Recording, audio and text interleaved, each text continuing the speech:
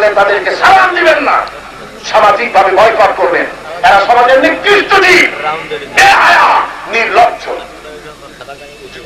এই কারণে বহু গরিব মানুষ, মেয়ে বড় হয়েছে 4-5টা, 25-30 বছর বয়স হয়ে গেছে, বিয়ে দিতে পারে না যৌতুকের কারণে, ফলে জেনা বিচার বাড়ে, ঠিক কিনা কর? এই সামাজিক রোগ থেকে সমাজকে রক্ষা করতে হবে। স্ত্রী আর স্বামীর সমান অধিকার। রাসূল পাক সাল্লাল্লাহু আলাইহি ওয়াসাল্লাম অধিকার কারে বলে দেখাই দিয়েছেন। এত বড় বিশ্ব নবী স্ত্রীর হক আদায় করতে ভুলে যান। গভীর রাত, আধা জ্যোৎস্না প্লাবিত রাত, রাসূলুল্লাহ বলছেন, আয়েশা সব তো ঘুমায় গেছে, চলো তুমি আর আমি একটু পায়চারি করে আসি। পায়চারি করতে গিয়ে হুজুর বললেন, উঠছে দূরে একটা দেখা যায় কিছু, চলো আমরা দৌড় দেই, দেখি কে আগে পৌঁছে। দৌড়াইয়া হযরত আয়েশা আগে উঠে গেলেন, হুজুর পরে এলেন। হযরত আয়েশা খুব আনন্দিত হলেন, বললেন, দেখলেন আপনি কিন্তু আমার সাথে দৌড়ে পারলেন না। এর বেশ কিছু কাল পরে আর একদিন দৌড় প্রতিযোগিতা হলো। হযরত আয়েশা বলেন, সেদিন আমি আমার স্বাস্থ্য একটু মুটিয়ে গেছি, আমার শরীরটা স্থূল ভারী হয়ে গেছে, আমি দৌড়ে পারলাম না। হুজুর দৌড়ে আগে চলে গেলেন। আমি হাঁপাতে হাঁপাতে হুজুরের কাছে যখন পৌঁছে গেছি, হুজুর আমার দিকে তাকিয়ে বললেন, আয়েশা ওই সেই দিনের জবাব আজকে দিয়ে দিলাম। সুবহানাল্লাহ। স্বামী স্ত্রীর মহব্বতের দাম্পত্য জীবনের এই দৃশ্য কতখানি উপভোগ্য। স্বামী স্ত্রীর যদি মহব্বত থাকে, বাড়িতে ফ্রিজ নাই, বাড়িতে এসি নাই, বাড়ির মধ্যে ফোন নাই, বাড়িতে আধুনিক সুখ সৌন্দর্যের বিলাসিতার কোন উপকরণ নাই, কিন্তু স্বামী স্ত্রীর মহব্বত আছে, এই বাড়িটা বেহেশতের টুকরা। বিশ্বাস করবেন? বিশ্বাস করবেন? বাড়িতে এসি আছে, টিভি আছে, বাড়ির মধ্যে ফ্রিজ আছে, সব আছে, কিন্তু স্বামী আর স্ত্রী সাপ আর বেজি, তার কুমড়া। একজনের কয় 100, আর একজনের কয় 343। একজনে শুনছে মাতবা গ্রামে, আরেকজন এসে কয় যে মাতবার সাল, আপনি তো বিচার ফয়সালা করেন, আপনার বউ তো গোসল করতে গিয়ে গাঙ্গে পড়ছে। দৌড় দিছে তাড়াতাড়ি। কোন জায়গা দিয়ে পড়ছে? কয় এই জায়গা দিয়ে। তখন জোয়ারের পানি যাচ্ছিল এদিকে, মাতবার সব দৌড় দিছে উল্টা। লোকেরা কয়, আপনি মাথা খারাপ নাকি? জোয়ারের পানিতে পড়ে বউ ভাসে গেছে, এদিকে আপনি উল্টা যান কে? মাতবার সব কয়, দেখো এটা আমার ইন্টারনাল অ্যাফেয়ার্স, এটা তোমরা বুঝবা না। এই মহিলা চিরকাল আমার উল্টা চলছে। আমি যদি বলেছি 3, সে কয় রাত 1টা। আমি বলেছি 200, সে কয় 673। সারা জীবন আমার উল্টা চলছে। আজ যে পানিতে পড়ে জোয়ারে গেছে, বিশ্বাস করি না, উল্টা নিয়ে গেছে। এই রকমের এক শ্রেণীর মহিলা আছে, আর স্বামী স্ত্রী আছে, তাদের মধ্যে ভালোবাসা নাই, মহব্বত নাই, বাড়িটা জাহান্নামের মতো। অনেক টাকার মালিক হতে পারেন, বাড়িটা কিসের মতো? ওই যে গরিব মানুষ, ধনী মানুষ, বহু টাকার মালিক, বউ ঝঞ্ঝিত করেছে লিপস্টিক দিয়ে, ফুটালি কি কয়, ভ্যানিটি ব্যাগ হাতে নিয়েছে, ভালো করে শাড়ি পরে ড্রাইভারের সাথে কোথায় চলে যাচ্ছে। স্বামী বাইরে থেকে কাজ করে আসতেছে, বাড়ির দাসীদের চাকরানীদের রান্না করা খাবার খাচ্ছে। কিসমতে হয় না বউ কাছে বসে তারে খাওয়াবে, তারে আদর করবে, যত্ন করবে, মহব্বত করবে, আর একটু নিয়ে খান এরকম বলবে, এগুলি কিসমতে নাই। বউ গেল ক্লাবে, কত জায়গায় যাবে তার ঠিক নাই। স্বামীও যেমন, বউ যেমন, কারোর সাথে কোনো মহব্বত নাই, ভালোবাসা নাই। এ বাড়িটা জাহান্নামের মতো। আর 2.5 মণের বস্তা মেরেছে সারাদিন, কুলি স্টিমারে বোঝা উঠাইছে, সারাদিন আনতে কষ্ট করে কয়েকটা টাকা পেয়েছে। ওই টাকা দিয়া খেসারির চাল কিনছে, মুসুরির চাল কেনার পয়সা নাই। আটা কিনেছে, সেই আটা দিয়ে রুটি তৈরি হয়েছে, আর ওই ডাল পার হয়েছে। স্বামী বসে বসে খাচ্ছে, স্ত্রী ছিন্ন বসন, সেই ছিন্ন শাড়ি পরে পাশে বসে, পাখা নাই ঘরে, কাপড়ের আঁচল দিয়ে বাতাস করছে, ঘাম মুছে দিতেছে, আর যত্ন করে খাওয়াচ্ছে। এত কষ্ট করেছে, আর একটু নেন, আর একটু খান। এরপরে এই লোক এই ডাল খাইয়া, এই আধা সিদ্ধ রুটি খাইয়া শুয়ে গেছে। তার বালিশটা নরম না, ইটের উপরে কভার দিলে যেরকম হয়, ওই রকমের একটা বালিশের উপরে মাথা দিয়া এরপরে ঘুমাইল। আলহামদুলিল্লাহ, এমন ঘুম আসলো, খাইলো তো খুব ভালো, এই খাবার খেয়েছে, খাইয়া হাত মুছে আর কয়, আলহামদুলিল্লাহ, আল্লাহ তুমি খুব খাওয়াইছো। এই বলে শুয়ে গেল। ঘুম আসলো, এমন ঘুম, নাকের গর্জনে ট্রাকের ডিগ্রি দিয়েছে। আর ওই বড় লোক জনমের খাওয়া খায়, পাঙ্গাসের পেটি, খাসির চর্বি, জন্মের খাওয়া খায়। তারপরে জিজ্ঞেস করা হয়, সাহেব খাইলেন কেমন? শুক্রিয়া। এরপরে ঘুমাইতে যায়, সিলেকশন খায়, হেলিয়াম খায়, মগাডন খায়, কত ওষুধ খায়, ঘুম আসে না। চোর এত কষ্ট করে আসে, দেখে যে পাখি ঘুমাই নেয়। আল্লাহ মহব্বত এই ঘরে, স্বামী স্ত্রীর মহব্বত আল্লাহর এক নিয়ামত। আপনার এই চোখ দিয়ে বড় নারীর দিকে যদি তাকান, খারাপ দৃষ্টিতে জিনার গুনাহ হবে, পরের নারীর গায়ে হাত দিলে জিনার গুনাহ হয়ে যাবে। কিন্তু মহব্বতের ভরে, প্রেম ভরে নিজের স্ত্রীর দিকে ভালোবাসার নজরে যদি তাকানো হয়, আর নিজের স্ত্রীর প্রেমের সাথে ভালোবাসার সাথে নিজের স্ত্রীর হাত যদি ধারণ করে, কিতাবের মধ্যে লেখা রয়েছে স্বামী স্ত্রী উভয়ের সগীরা গুনাহ আল্লাহ রাব্বুল আলামিন মাফ করে দেন। স্বামী স্ত্রীর অধিকার ইসলাম প্রতিষ্ঠিত করেছে, সমান অধিকার স্বামী আর স্ত্রী, কিন্তু তারপরেও স্বামীর মর্যাদা এক ধাপ বেশি। মর্যাদা কার বেশি? অধিকার সমান, কিন্তু মর্যাদা স্বামীর বেশি। আর রিজাল কাওয়ামুনা আলান নিসা, মহিলাদের উপরে পুরুষদেরকে আল্লাহ বলেন আমি নিজে প্রাধান্য দিয়েছি। আবু দাউদ শরীফের হাদিস, রাসূল সাল্লাল্লাহু আলাইহি ওয়াসাল্লাম যাচ্ছিলেন, প্রতিমধ্যে কিছু জঙ্গলি উট এসে রাসূল করিম সাল্লাল্লাহু আলাইহি ওয়াসাল্লামের কদম মোবারকের উপরে মাথা রেখে যেন চুমা খেল। সাহাবায়ে কেরাম বললেন, হে রাসূল, উটের কি সৌভাগ্য আল্লাহ নবীর পায়ের উপরে মাথা রাখলো, যদি অনুমতি দিতেন আমরাও আপনাকে সেজদা করে ধন্য হতাম। রাসূল বললেন, খবরদার, আমি যদি কোন মানুষকে অন্য মানুষের সামনে সেজদা করার অনুমতি দিতাম, তাহলে দুনিয়ার সব স্ত্রীদেরকে বলতাম তোমরা তোমাদের স্বামীর সামনে সেজদা করো। সুবহানাল্লাহ, স্বামীর মর্যাদা এতখানি বেশি, সুতরাং সে মর্যাদা রক্ষা করতে হবে। এবারে কন্যার মর্যাদা বললাম, বধূ হওয়ার মর্যাদা বললাম, এবার নারী কিছুদিন পরে মা হয়ে যায়, আর মা যখন হলো তখন তার মর্যাদা আল্লাহ রাব্বুল আলামিন আরো বাড়ায় দিলেন।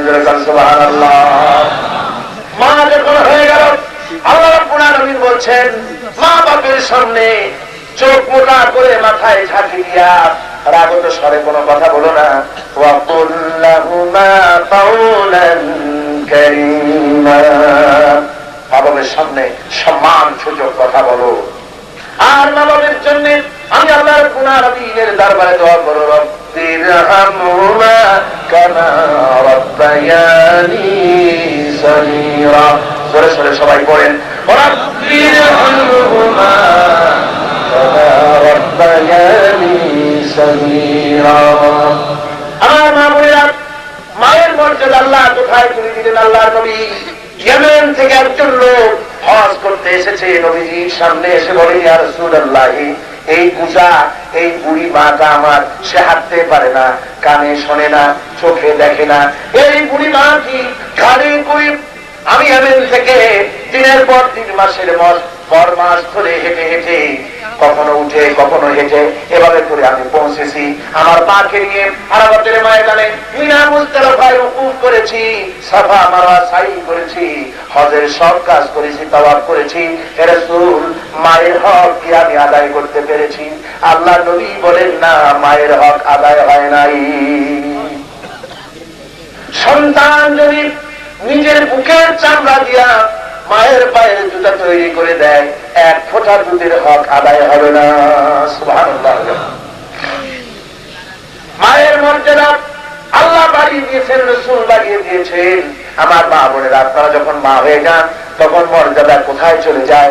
পুরুষের পায়ের তলায় যারা পুরুষ, পুরুষের পায়ের নিচে জুতা, আর নারী পায়ের নিচে আল্লাহ পাক জান্নাত রেখেছেন। জোরে বলেন সুবহানাল্লাহ।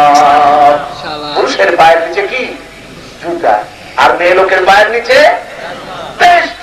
আল জান্নাতু তাহতা আকদামি উম্মাহাত, মায়ের পায়ের তলায় আল্লাহর জান্নাত। কোথায় মর্যাদা আল্লাহ আপনাকে বানিয়ে দিয়েছেন?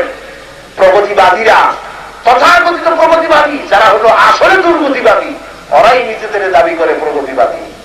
ওরা আপনাদেরকে রাস্তায় বের করতে চায় বেপর্দা করে, আর ইসলাম বলে পর্দা করো, পর্দা করলে সম্মান বাঁচবে। আপনারা বলেন, এসিড নিক্ষেপের যত ঘটনা ঘটেছে নারীর মুখে বাংলাদেশে, তার মধ্যে এরকম কি আপনারা শুনতে পেয়েছেন যে বোরকা পরা মেয়েদের মুখে এসিড পড়েছে? এরকম একটা খবর শুনেছেন? শুনেছেন কখনো? শোনেন নাই। তার কারণ বোরকা পরাটা আল্লাহর হুকুম, চাদর পরা কার হুকুম? ও মহিলা আল্লাহর হুকুম পালন করেছে। আল্লাহ তার ইজ্জত, তার আবরু, তার শরীর সবটা হেফাজতের দায়িত্ব গ্রহণ করেছেন। জোরে সুবহানাল্লাহ। আমার ভাইয়েরা, সুতরাং মা বোনদেরকে, সুতরাং মায়ের মর্যাদা বেশি, নারী হিসাবে, কন্যা হিসাবে, বধূ হিসাবে, মাতা হিসাবে আপনার মর্যাদা সব ক্ষেত্রে বেশি। আপনাকে পর্দা থাকতে হবে, আপনার বয়স প্রাপ্ত হবে, কলেজে যাবে, হাই স্কুলে যাবে। আল্লাহ এই কোরআন শরীফে বলেছেন এমন একটা চাদর পরো যে চাদর পরে মাথা, গলা, বুকটা একদম ঢেকে যায়, এরকম একটা চাদর পরো। আমাদের মেয়েরা এইসব চাদর কিছু পরে, কিন্তু সেই চাদরটা মাফলারের মতো গলায় দেখা যাচ্ছে, অথবা গামছার মতো কাঁধের উপর দিয়ে ঝুলাই যাচ্ছে, এরকম নয়। এমন একটু পুরু চাদর পরো যাতে তোমার শরীরের সৌন্দর্য পর পুরুষের সামনে দৃশ্যমান না হয়। এটাই হলো আল্লাহর নির্দেশ। এই নির্দেশ ফলো করে আল্লাহর রহমত আপনাদের উপরে আসবে। মা বোনদের জন্য আমার সর্বশেষ কথা, পুরুষের চাইতে মহিলাদের জান্নাতে যাওয়ার পথ আল্লাহ রাব্বুল আলামিন বেশি সহজ করেছেন। জোরে বলেন সুবহানাল্লাহ। সবচাইতে সহজ নারীদের বেহেশতে যাওয়া। আল্লাহ রাসূল বলেছেন 4টি কাজ যদি নারী করতে পারে তাহলে কিয়ামতের দিন জান্নাতে চলে যাবে। আল মারআতু ইযা সাল্লাত খামসাহা ওয়া সামাত শাহরাহা, নারী যখন 5 ওয়াক্ত নামাজ শরীয়ত সঙ্গতভাবে আদায় করবে, রমজান মুবারকের রোজা রাখবে, স্বামীর আনুগত্য করবে, সতীত্বের হেফাজত করবে, 4টি কাজ করে কাজ। মামুনেরা আবার শুনুন, রাসূলুল্লাহ বলছেন নারীরা যদি 5 ওয়াক্ত নামাজ আর রমজানের রোজা সঠিকভাবে আদায় করে, সতীত্বের হেফাজত করে, স্বামীর আনুগত্য করে, এরকম 4টি কাজ, তারপরে ইত্যাদি বিপুল সংগ্রাম, এইসব নাম শুরু হয়েছে। বলেন ঠিক কিনা? আর মেয়ে হলে আবার ওই রকমের বাংলায় এ ধরনের নাম শুরু হয়েছে। বাংলা নাম রাখবেন না, নাম রাখবেন আরবি, আলেমদের কাছে জিজ্ঞাসা করে নাম রাখবেন। আবার অনেকে আরবি নাম রাখতে গিয়ে আন্দাজ একটা রেখে দেয় যার কোনো অর্থ হয়, আলেমদের কাছে জিজ্ঞেস করে নাম রাখবেন। একজনের দিনাজপুরে ওদিকে গিয়ে শুনলাম একজন তার মেয়ের নাম রাখছে টুকাজ্জেবান বেগম। টুকাজ্জেবান বেগম। তাই বললাম ভাই টুকাজ্জেবান কি? কয় যে কোরআন শরীফে দেখলাম এই নামটা আল্লাহর এত প্রিয় যে 33 জায়গায় আল্লাহ এই নামটা বলেছেন সূরা আর রহমানে। তা আমি খুশি হয়ে মেয়ের নাম রাখছি টুকাজ্জেবান। দেখেন অবস্থাটা, অর্থ না জানলে যা হয়। কুয়েতের এয়ারপোর্টে একবার দারুণ হাসাহাসি হচ্ছে কাস্টম পুলিশদের। কি নিয়ে হলো? পাসপোর্টে লেখা পাসপোর্টধারীর নাম জামাল মিয়া আর পিতার নাম তরিক মিয়া। তারা হাসতেছে, লোকেরা জিজ্ঞেস করলো ব্যাপার, তো বলে যে ব্যাপার হলো এই জামাল মিয়া মানে কি? জামাল মানে উট, মিয়া মানে 100। এই লোকটার নাম 100 উট, আর বাপের নাম তরিক মিয়া, তরিক মানে রাস্তা, মিয়া মানে 100। 100 রাস্তার ছেলে 100 উট। কিন্তু যে নাম রাখছে সে তো আরবি নাম রাখা, অর্থ জানে না। এই জন্য নামটা ওলামাদের কাছে এসে জিজ্ঞাসা করে তারপরে আলেমদের কাছ থেকে কত ভালো ভালো নাম আছে, পয়গম্বরদের নাম, সাহাবায়ে কেরামদের নাম, এইসব নামের সাথে মিল করে নাম রাখবেন। নামের অর্থ তাসির হবে। আর রাসূলুল্লাহ বলেছেন ভালো নাম রাখো, সুন্দর নাম রাখো, যেহেতু কিয়ামতের দিন বাপের নাম নিয়ে ছেলেকে ডাকা হবে। তো জিবরাইল কিভাবে এইভাবে ডাকবে যে ও বন্ধু মিয়া, বন্ধু মিয়া তুমি কোথায়? নামগুলি ভালো নাম রাখো। প্রথম কাজ ভালো নাম রাখো। 2 নম্বরের কাজ হচ্ছে সংসারে স্বামী, স্ত্রী আর ছেলে পেলে নিয়ে পারিবারিক বৈঠক করবেন। কি করবেন? বলেন সবাই, কি করবেন? পারিবারিক বৈঠক করবেন। প্রত্যেকের বাড়িতে মাসে একবার অথবা 2 বার, একবার অথবা 2 বার স্বামী, স্ত্রী, ছেলে মেয়ে সব এক জায়গায় বসবেন। বসে বলবেন বউ তুমি বলো দোয়ার গুরুত্ব বলো, আমিও পড়ি তুমি শোনো, তোমারটা পড়ো আমি শুনি। এই কিতাবের সাথে মিলাই দেখি ছোটবেলায় মুখস্থ করছি ওটা ঠিক আছে, বলে নাও ঠিক নাই। লা ইলাহা ইল্লাল্লাহ বলে অনেকে, ইল্লাল্লাহ বলতে পারে না, নবীর নাম জানে না, তার পয়গম্বর সাল্লাল্লাহু আলাইহি ওয়াসাল্লাম কত বছরের নবুয়ত পেয়েছিলেন তার মিশনকে অনেকে জানে না। এক জায়গায় বসে নামাজের ফরজ কয়টা, ওয়াজিব কয়টা, তাআবিলে আরকান কাকে বলা হয়, এই সমস্ত জিনিস পরস্পর কিতাব থেকে, বই দেখে দেখে আলোচনা করে জীবনকে পরিশুদ্ধ করার চেষ্টা করবে। 1টা ঘন্টা এভাবে খাটান, পারিবারিক বৈঠক করুন। তারপরে এক জায়গায় বসে আল্লাহর কাছে হাত উঁচু করেন, স্বামীতে করেন, বউতে করেন, বলেন যে আল্লাহ এই বিবি বাল বাচ্চা সব দিয়ে তোমার দরবারে হাত তুললাম, আমাদের উপর রহমত নাযিল করো, সন্তানগুলিকে মানুষ বানাও, নামাজি বানাও, দিনদার বানাও, পরেজগার বানাও। এইভাবে দোয়া করেন, কাজ হবে। হুজুরের কাছ থেকে পানি পড়া নিয়ে ছেলে ভালো করতে পারবেন না। ছেলে যদি একবার খারাপ হয়ে যায়, খারাপ বন্ধুদের পাল্লায় পড়ে যায়, ভালো বানানো বহুত মুশকিল আছে। সেই জন্য পারিবারিক বৈঠক করে সন্তানদেরকে ভালো বানাবার জন্য চেষ্টা আপনারা করবেন। 2 নম্বর কাজ। 3 নম্বরের কাজ হচ্ছে মহিলারা অন্য মহিলাদেরকে দাওয়াত দিয়ে দিয়ে এ ধরনের বড় বড় সমাবেশ করবে। মেয়েদের জন্য ঈদের জামাত নাজায়েজ নয়, মেয়েদের জন্য জুমার নামাজ নাজায়েজ নয়, তাদের জন্য ব্যবস্থা হওয়া উচিত। বাইতুল মুকাররমে আলহামদুলিল্লাহ শুরু হয়ে গেছে, বাইতুল মুকাররমে হয়েছে, মগবাজারে হয়েছে, বিভিন্ন জায়গায়, ঢাকা, বিভিন্ন শহরে। আর আহলে হাদিসের ভাইরা তো বহুত আগের থেকে এটা শুরু করেছে। হুজুর সাল্লাল্লাহু আলাইহি ওয়াসাল্লাম মহিলাদেরকে নামাজের জামাতে আসতে, ঈদের জামাতে আসতে নিষেধ করেন নাই। আজকে আমাদের দেশে মহিলারা যদি গান বাজনায় যায় তাহলে অন্যায়, ওয়াজ শুনতে গেছে আর একজনের শুনে সর্বনাশ, তাহলে থাকলো কি? মেয়ে লোকরাই যদি ওয়াজ শুনতে যায় তাহলে তো গেছে সব ধ্বংস হয়ে যায়। একটা মহিলা যদি সত্যিকারের মুসলিমা হয়, মুমিনা হয়, তাহলে পুরো পরিবারটা ভালো হয়ে যায়। বুঝতে পেরেছেন? মসজিদে মসজিদে মেয়েদের জন্য জামাতের ব্যবস্থা করে পর্দা সহকারে আলাদা ভাবে তাদের নামাজের বন্দোবস্ত হওয়া উচিত। শুরু হয়েছে দেশে, আরো হওয়া উচিত। এটা না হলে পরে বামপন্থীরা, ইসলাম বিরোধীরা মহিলাদেরকে ব্যবহার করতেছে, যেহেতু তারা ইসলাম জানে না। পুরুষেরা প্রত্যেক সপ্তাহে সপ্তাহে মসজিদে শোনে, ওয়াজে শোনে, ওরসে শোনে, তাফসীর মাহফিলে শোনে, ইসলামের সবই গিয়ে শোনে, কিন্তু মহিলাদের শোনার ব্যবস্থা নাই। ঠিক কিনা?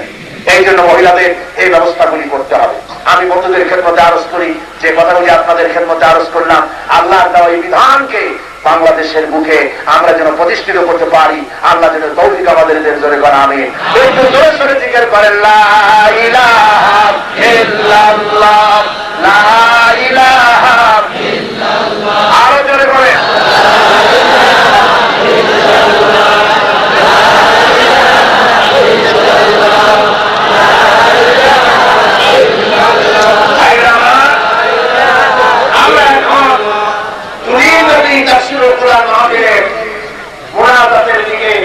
একদম কাছাকাছি এসে গেছে। মোনাজাতের এত বড় বসা, এবার দাঁড়ানো ভাইরা বসে, যারা দাঁড়াইছেন মাঝখানে একটু দাঁড়াইছিলেন, বসেন বসেন বসেন, কেউ দাঁড়িয়ে থাকবেন না, সবাই বসে। মুসলমান দাঁড়িয়ে থাকেন না, বসুন। মুসলমান মৃত্যুর জন্য প্রহার গুনছে। ভারতের লাখ লাখ মুসলমানেরা গৃহহারা, বাড়ি নাই, ঘর নাই, সব পোড়ায় জ্বালায় শেষ করে দিয়েছে। ওই সব মুসলমানের জন্য দোয়া করবেন না? দোয়া করবেন না? কাশ্মীরিদের জন্য দোয়া করবেন না? দোয়ার জন্য সবাই বসে পড়ুন।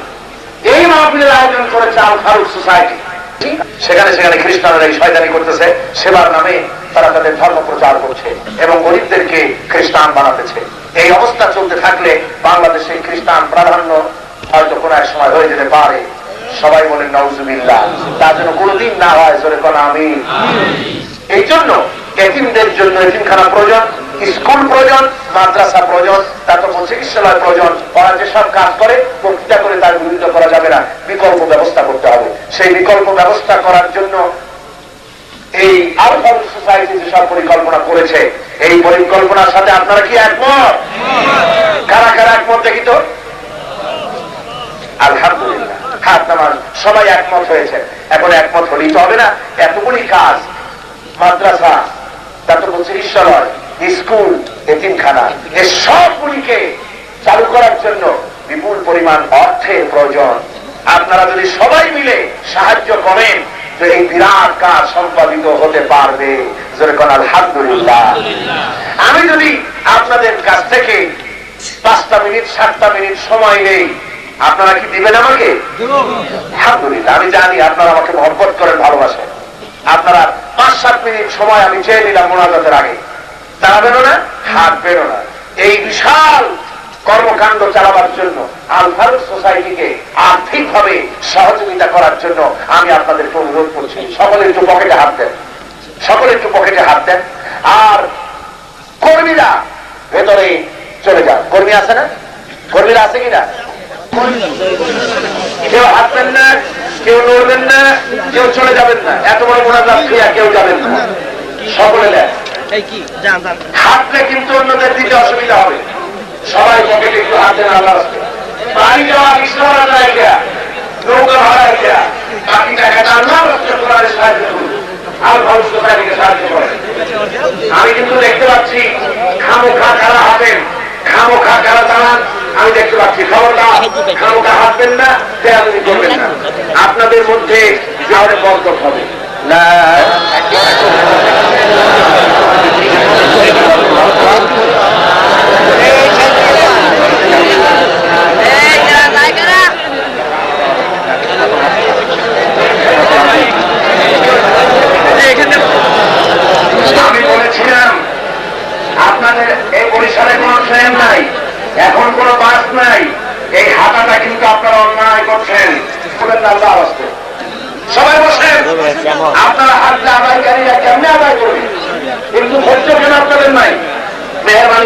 দিবেন, আদায় করতে দেন।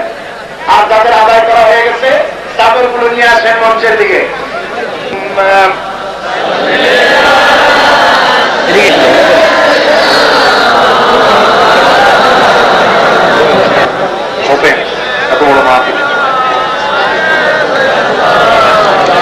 আমার বন্ধুগণ, এই মাহফিলে কিছু প্রশ্ন চাওয়া হয়েছিল, দিয়েছেন।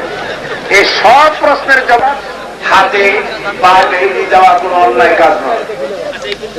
আমাদের ঘর সংসার, স্বামী, সন্তান, মুরব্বী সবকিছু ত্যাগ করিয়া দিনের দেওয়া খরচ কিনা? নিশ্চয়ই নয়। সাড়ে অর্ডার ছাড়া কোনো জিনিস দেওয়া যাবে কিনা? স্বামীর কাছ থেকে পারমিশন নিয়ে দিবেন যে আল্লাহর হস্তে ফকির মিসকিন যা আছে আমি তাদেরকে আল্লাহর হস্তে দান সৎকার করবো। তো স্বামী নিশ্চয়ই পারমিশন দিবেন।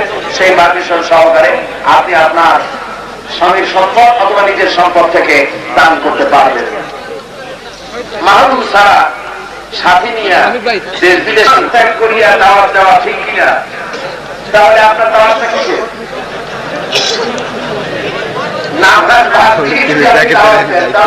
তালিমের সময় আমাদের অর্থ আসিয়া এবং শেষ হয়ে যায়, তবুও তালিম শেষ করে না। আগে নাকি আমাদের আগে দাওয়াত এসেছে, এগুলো মিথ্যে কথা। নামাজের অর্থ আসলে ঠিক সময় মতো নামাজ আদায় করা। বরিশাল জেলা বর্তমানে পিরোজপুর জেলা, এই জেলায় জন্মস্থান। আপনার সন্তান কয়টি এবং তারা বর্তমানে কোন পর্যায়ে আছেন? আমার সন্তান আছে, দিকে তারা এগুলেন, তখন পুলিশ টিয়ার গ্যাস, কারণে গ্যাস মেরে তখন এই ঘটনাটা দুর্ঘটনা ঘটেছিল। এটা আমার ওয়াদার কারণে ঘটে নাই, আপনারা ভালো করে বুঝেন।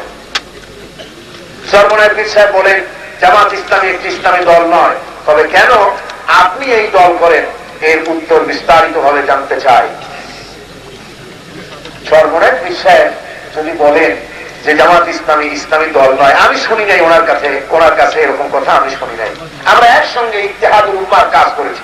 সরমনের পীর সাহেব আমি একসঙ্গে প্রায় 2-3 বছর বিভিন্ন জায়গায় সফর করেছি।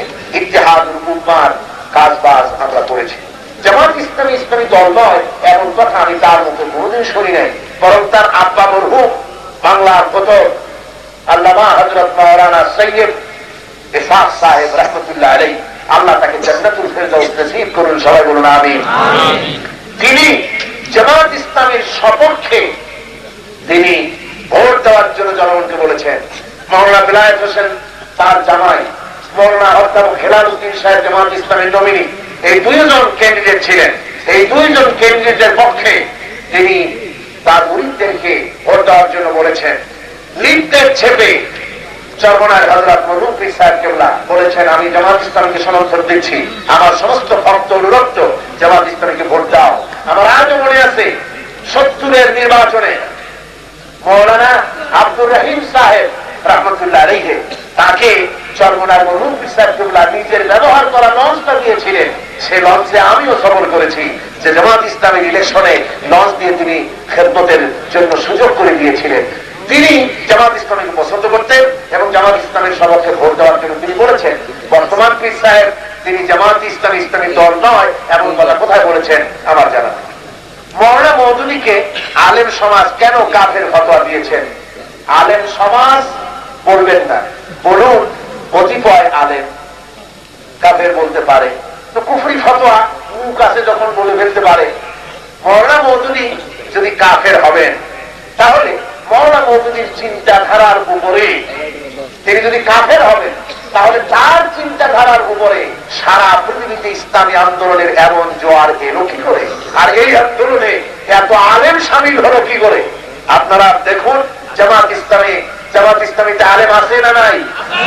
সবাই বলেন আছে না নাই?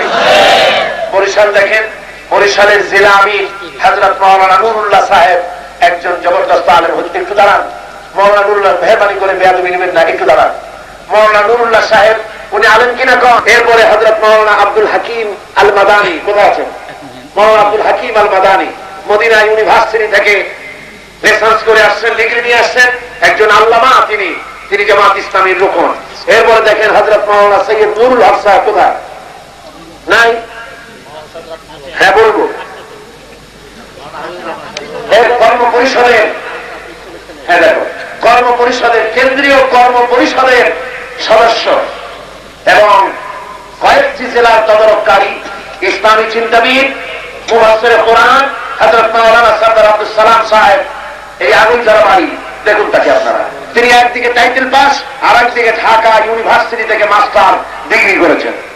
হযরত মাওলানা সৈয়দ নুরুল হক সাহেব, একটু সামনে আসুন, সামনে না আসলেও যে দেহ লোকেরা বুঝবে ইনশাআল্লাহ। আলহামদুলিল্লাহ, সৈয়দ এবং জবরদস্ত আলিম, একটা ইউনিটের নাজের, চরমোনা ইউনিয়নের নাজের, চরমোনায় মরহুম ছেড়ে সেখানে পড়াশোনা করতে হবে। মাওলানা সৈয়দ কামালউদ্দিন তাহুরীকে ইউনিভার্সিটির শিক্ষকরা তার হাত ধরে ক্লাসে নিয়ে গিয়ে বলেছেন ছেলেদেরকে, ছাত্ররা এভাবে করে হযরত মাওলানা আবুল কাসেম মোহাম্মদ সিফাতুল্লাহ তাইটা হজের মৌসুমে ট্রাক ভরে ভরে মানুষকে বিতরণ করা হয়। আজকে সুদের বিরুদ্ধে অনেক ওয়াজ করেন, কিন্তু সুদ মুক্ত ব্যাংকিং এর পরিকল্পনা এই পৃথিবীতে মাওলানা আবুল আলা মওদুদী রাহমাতুল্লাহ আলাইহি প্রথম পেশ করেছেন, এবং সেই ব্যাংক আজকে সারা পৃথিবীতে ছড়ায় গেছে। আলহামদুলিল্লাহ। ওআইসি ইসলামিক সেক্রেটারিয়েট, রাবিতা আলম ইসলামী, মদিনা বিশ্ববিদ্যালয়, এই সবকিছুই মাওলানা মওদুদী বিরাট অবদান। তার সাথে আপনি চক্কর লাগাবেন যারা নাকি তাবিজের কিতাব ৬ষ্ঠ খণ্ড, তাবিজের কিতাব ৪৯তম খণ্ড, ছোট্ট ছোট্ট বই, তাতে আবার লেখা থাকে সর্বসত্য গ্রন্থকার কর্তৃক সংরক্ষিত। এরা করে ওই ব্যক্তির সমালোচনা যিনি সারা জীবন যত বই লিখেছেন, প্রত্যেকটা বই ৪০টি ৪৫টি ভাষায় ছাপা হইয়া সারা দুনিয়ায় ছড়ায় যায়, আর আল্লাহর অস্তিত্বের জন্য তিনি তা অর্থ করে গেছেন। সুতরাং খামাখা সমালোচনা করে কোনো লাভ নেই। অনেকে বলেন মাওলানা মওদুদী সাহাবীদের গাল দিয়েছে, পয়গম্বরদেরকে গাল দিয়েছে। আমি জিজ্ঞেস করতে চাই, কোন জায়গায় মাওলানা মওদুদী সাহাবীকে গাল দিয়েছে বলতে হবে। কোন একটা বইতে লেখা আছে অমুক বইতে মাওলানা মওদুদী অত পৃষ্ঠায় সাহাবীদের গাল দিয়েছে, অত পৃষ্ঠায় নবীদেরকে গালাগালি করেছে। আপনি ওই বইটা নিয়ে মিলায় দেখবেন মাওলানা মওদুদীর বইয়ের সাথে ওই কথা আছে কিনা। একদম মিথ্যে কথা। যদি অপবাদ যা লেখা হয়, অপপ্রচার যা লেখা হয়, আপনি যদি মিলায় দেখাইতে পারেন যে মাওলানা মওদুদী সাহাবীদেরকে গাল দিয়েছে আর নবীদের ইসমতকে স্বীকার করে নাই, নবীদেরকে নিষ্পাপ মনে করে না, এরকম যদি দেখাতে পারেন, তাহলে জামাত ইসলামী করার কোন যুক্তিসঙ্গত কারণ আমার কাছে নাই। জীবনের ঝুঁকি নিয়ে জামাত ইসলামী এজন্য করি না যে জাহান্নামের রাস্তা ক্লিয়ার হবে। আল্লাহর জান্নাতের লোভে, জান্নাতের আশায় জামাত ইসলামী করছি। মাওলানা মওদুদী জামাত ইসলামীর ইমাম নয়, মাওলানা মওদুদী জামাত ইসলামের ফকিহ নয়। তিনি একটা ইসলামী চিন্তাধারা পেশ করেছেন বাতিলের মোকাবেলায়। বর্তমান যুগ উপযোগী সেই চিন্তা, সেই মেথড, সেই রাজনীতি পরিকল্পনা কোরআন হাদিসের ব্যাখ্যা অনুযায়ী যে প্ল্যান এবং পরিকল্পনা তিনি বিশ্ববাসীর সামনে পেশ করেছেন। আজকে সে আন্দোলন সারা পৃথিবীর সর্বত্র ছড়িয়ে আছে। সবাই বলেন আলহামদুলিল্লাহ। আমি তো জবাব দিয়ে ফেলেছি, আবার এখানে আসছে তাফসীরুল কোরআন তাফসীর মাওলানা মওদুদী সাহেব রোজার মাসআলা প্রভাত পূজায় সমাজ সেহরি খেতে বলেছেন। মিলান, এই যে বললাম আজকেই আপনি মিলাবেন তাফসীরুল কোরআনের কোন জায়গায় আছে যে বেলা উঠে গেলে তারপরে সেহরি করা যাবে, কোন জায়গায় আছে? মিথ্যে কথা, এমন কথা নাই। আপনি দেখাতে পারবেন না, চ্যালেঞ্জ করলাম। এরা হিংসুক, মিথ্যে কথা প্রচার করে, দেখাতে পারবেন না। এরপরে রাসায়েল মাসাইল কিতাবের মধ্যে মাওলানা মওদুদী কোন মাযহাব এর তাকলিদ করা না যায় যে গুনাহ বলেছে, কোরআন বলেছে। বইয়ের নাম বলতে হবে না, আমাদের সামনে দেখেই মিলায়, এই মিলায় এই যে দেখাই দিলাম এরকম বলেছে। এই শব্দের কথা কোন মূল্য নেই। আরো আছে নাকি প্রশ্ন?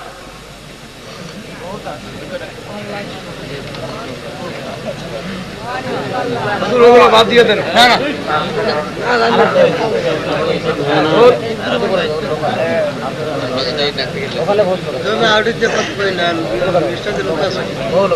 প্রশ্ন এসছে, অধ্যাপক গোলাম আজম মাদ্রাসায় পড়েছেন কিনা?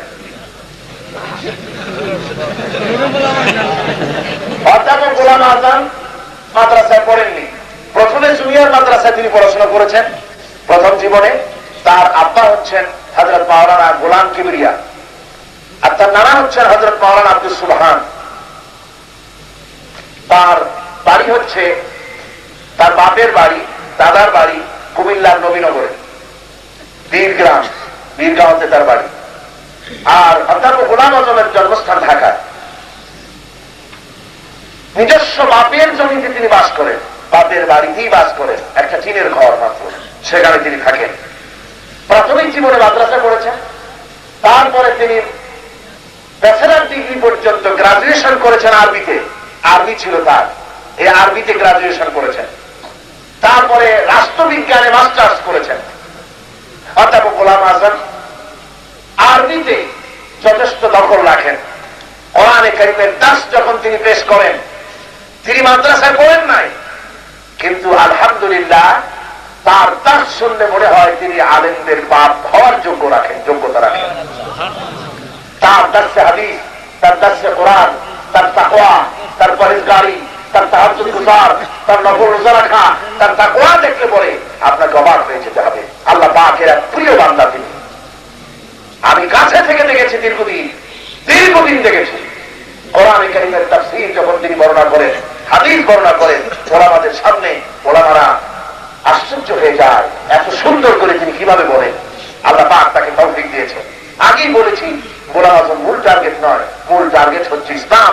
ইসলামকে নির্মূল করে দেওয়ার জন্যই তারা এই প্রচেষ্টা চালাচ্ছে। আর ইংরেজি শিক্ষিত করছে। যাই দেখেন না কিরকম দেখা যায় তারে, আরবি জানে কিনা, কোরআন জানে কিনা, ফিকহ জানে কিনা, হাদিস জানে কিনা, জিজ্ঞেস করে দেখুন। যদি তিনি ইংরেজি শিক্ষিত হয়ে ফাসিকানা জিন্দেগি যাপন করবে, তাহলে আলিমরা জামাত ইসলামীতে থাকতো না আজ। ঠিক কিনা কোন?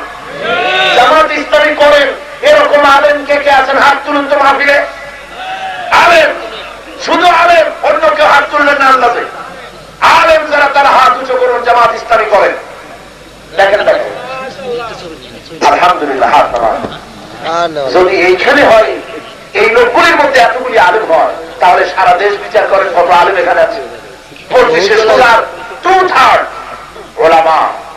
জেলা আমিরদের মধ্যে 2/3 ওলামা। ওলামাদের প্রাধান্য এখানে সবচেয়ে বেশি। কোন আলহামদুলিল্লাহ।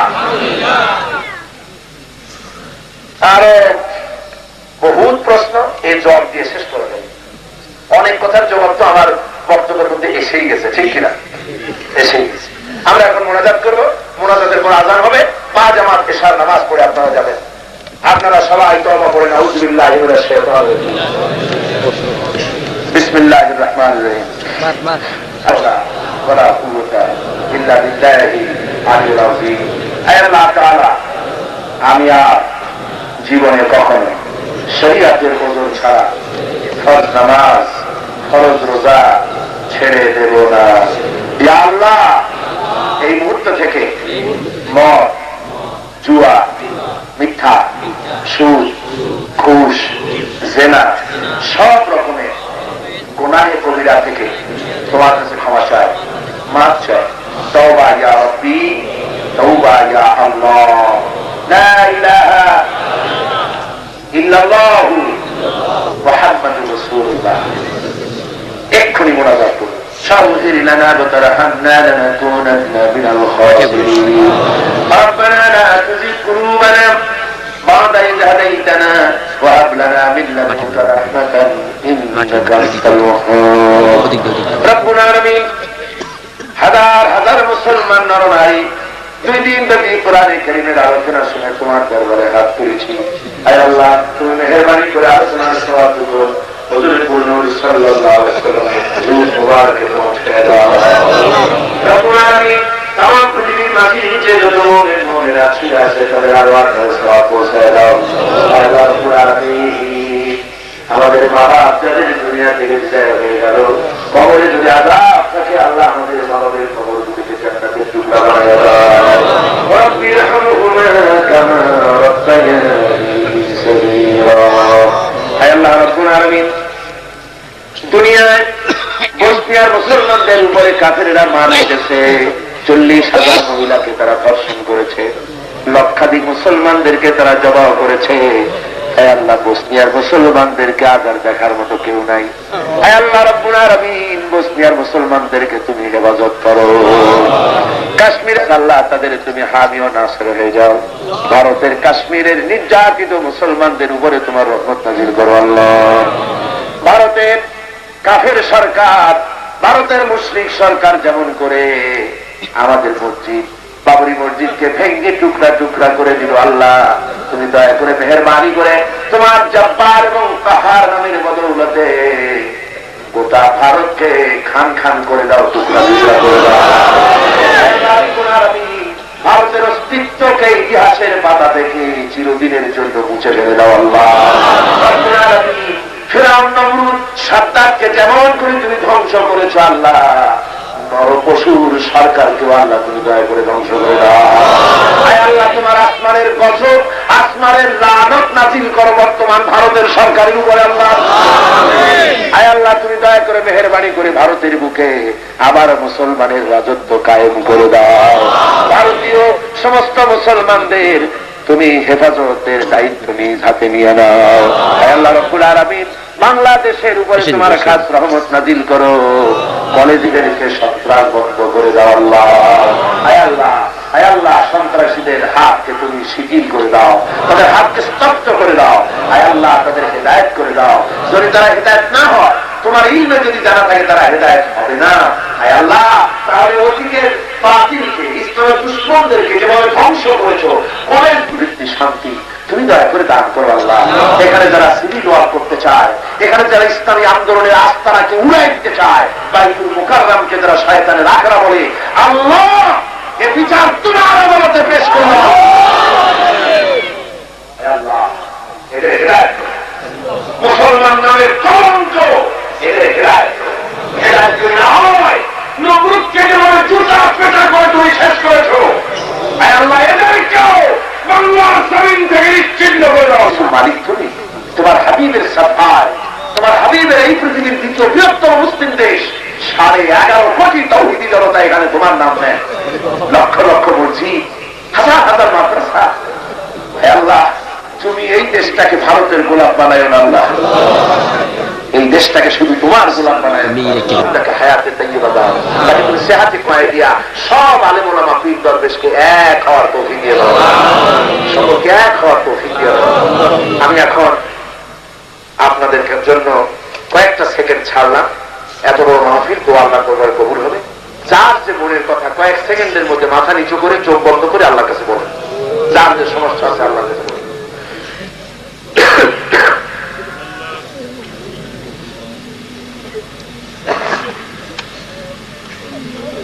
রব্বুল আলামিন, তোমার বান্দারা যে যা চায় মনে মনে তুমি দয়া করে মেহেরবানি করে প্রত্যেকের ঝুলি তোমার রহমত দিয়ে মালামাল করে দাও। আপনাদের এই পবিত্র মুনাজাতের মধ্যে আমি একটু দোয়া চাই। আমি আপনাদের এক খাদেম, আপনাদের ছোট্ট ভাই, আল্লাহর এক নগণ্য গোলাম, ক্রমাগত প্রোগ্রাম করে করে শরীরে দারুণ ভাবে ক্লান্তি ফিল করি। আপনারা দোয়া করুন, কোরআনের এই খেদমত করার জন্য যে ধরনের স্বাস্থ্য আর কণ্ঠস্বরের দরকার, আল্লাহ যেন দয়া করে তার এই গোলামকে দান করে দেন। আমি আল্লাহর কাছে আমি এ ধরনের একজন স্বেচ্ছাসেবকের কি চাচা মারা গেছেন, দোয়া চেয়েছে, দোয়া করুন আল্লাহ যেন তাকে মাফ করে দেন, আল্লাহ তাকে ক্ষমা করে দিয়ে বেহেশত দান করে দিন। সুবহান রাব্বিকা রাব্বিল ইজ্জাতি আম্মা ইয়াসিফুন ওয়া সালামুন আলাল মুরসালিন আলহামদুলিল্লাহি রাব্বিল আলামিন ওয়াজআল আখিরা কালিমাতিনা ইনদাল মাউত লা ইলাহা ইল্লাল্লাহু মুহাম্মাদুর রাসূলুল্লাহ।